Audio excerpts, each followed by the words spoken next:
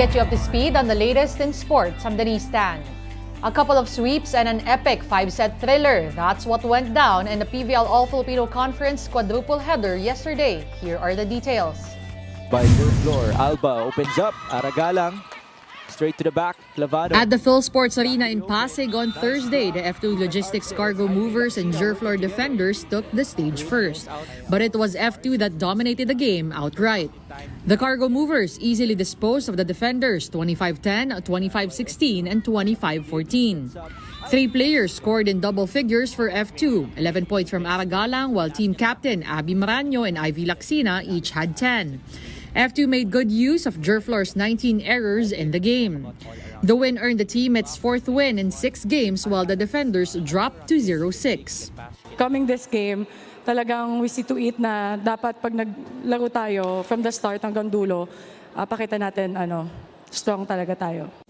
You're seeing much more hustle now coming from Gallery's Tower. But the next game between the PLDT high-speed hitters and the Gallery's Tower high-risers ended on a similar note.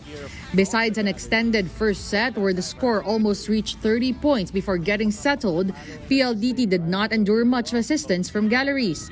This paved the way for a 29-27, 25-14, and 25-18 victory. Erica Santos was stellar with 17 points for the high-speed hitters.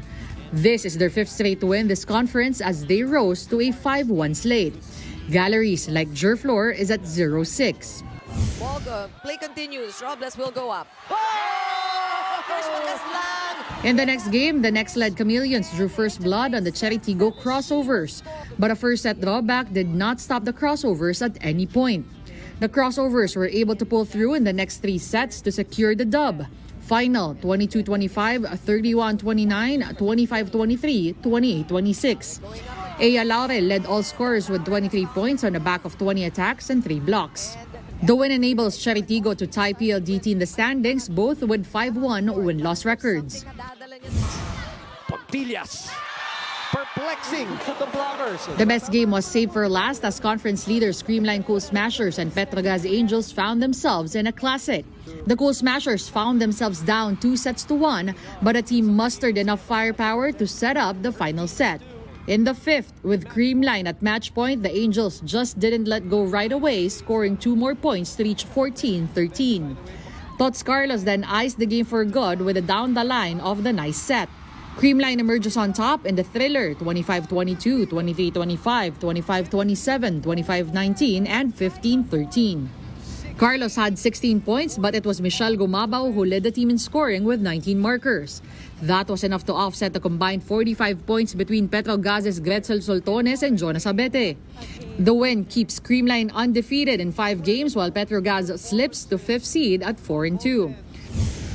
PVL action resumes this Saturday still at the Phil Sports Arena. The Signal HD Spikers take on Petro Gazz at 2 p.m. Next are the Akari Chargers and the Chocomucho Flying Titans at 4 p.m. And PLDT and Cheritigo close the game day out at 6 p.m. Catch those games on One Sports, One Sports Plus, and the Pilipinas Live app.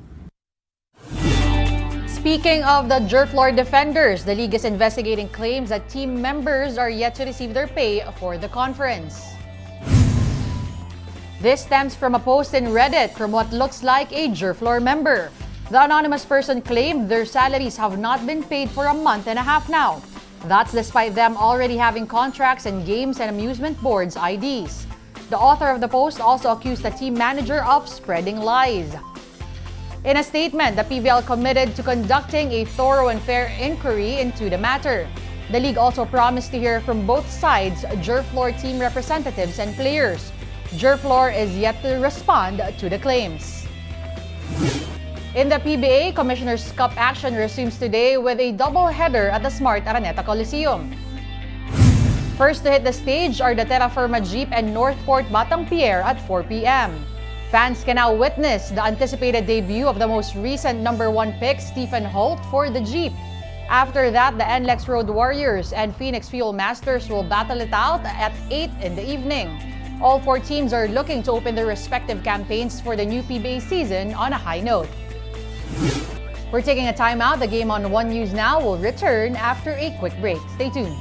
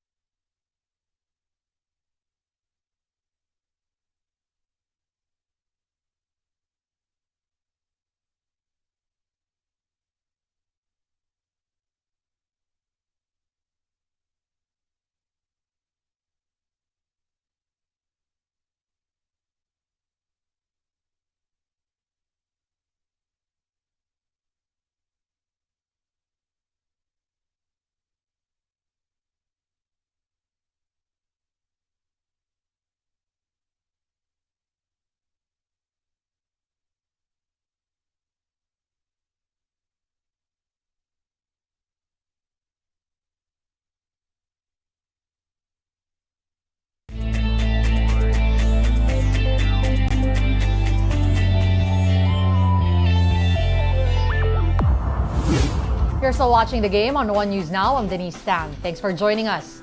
This month, the LeBron James Family Foundation will open a museum dedicated solely to the superstar's life and NBA career. It is located in James's hometown of Akron, Ohio. The museum will offer a self-guided tour of the Cager's life and some never-before-seen items from his ongoing journey. The journey starts at the recreated apartment where James grew up. Then, visitors will be through the 2023 draft, the championship runs, and Olympic gold medals. LBJ's home court will open on November 25.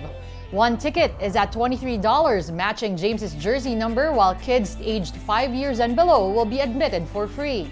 All proceeds from ticket sales will be donated to the community. The 38-year-old LeBron, now playing in his 21st NBA season, is considered as one of the greatest players of all time. Moving on, Sony maintained its sales target of 25 million PlayStation 5 consoles this financial year. More from this Reuters video. Sony's operating profit was down a big 29% for the July to September period. The Japanese tech giant was hit by a weaker performance at its image sensor and financial divisions. Profit for the quarter reached $1.74 billion, much lower than analysts had forecast. Its chips division was a significant sore point, with profit down 37% due to higher expenses and weaker image sensor sales. But there was better news for Sony's gaming division. The company hiked its full-year sales forecast for the games unit by almost 5% to $1.25 billion. It also moved 4.9 million PlayStation 5 units in the second quarter. Sony kept its sales target of selling 25 million PS5 consoles this financial year. The recently released Marvel's Spider-Man 2 offers cheer going into the key year-end shopping season. Sony said it had sold 5 million units of the game by the end of October. Sony maintained its full-year operating profit at $7.7 billion, but raised its sales and net income forecast by 2% each. Sony shares were down 0.8% on Thursday ahead of the earnings report. They've climbed almost a third so far this year. Australian Laura Enever surfs her way into the record books after catching a giant 4-story wave in Hawaii. Watch this.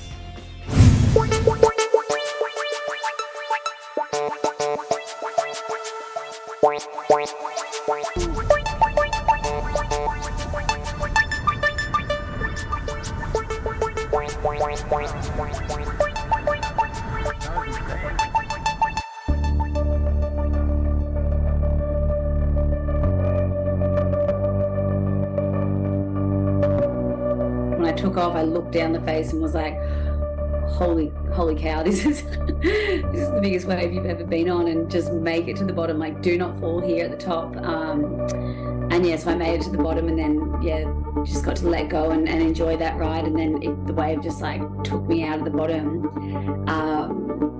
But yeah, the adrenaline and the feeling of just like riding that wave was just amazing.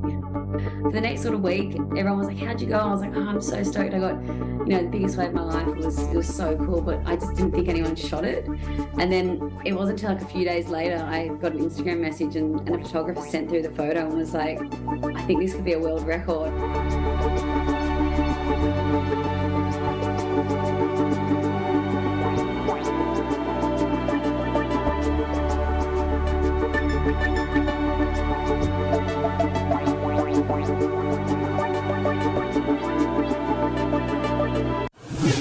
Get your fill of the latest in sports at onesports.ph. Meantime, the Newsday continues later at 4:30 p.m.